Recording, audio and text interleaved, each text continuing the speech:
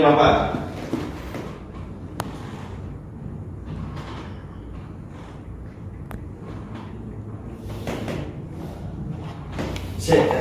Cek dulu.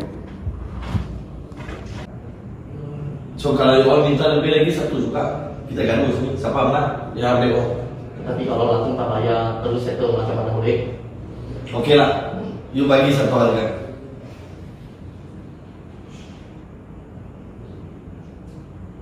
Cara halnya, saya bagi you last chance, last muka. Dia sudah bayar sama you 55.700 untung tau. Ada yang kemarin, yang saya buat bulan.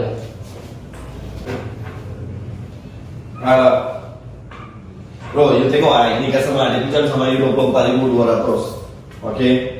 Dia sudah bayar sama you 79.900. You sana sudah untung 55.700.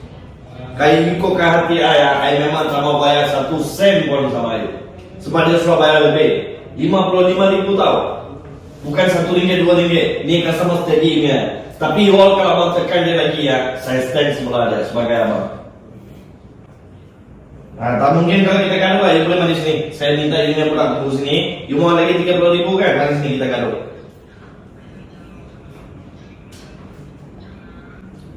Dia sudah bayar sama you 55.700 untung sana. Lagi apa lagi you mau? You cakap sama saya.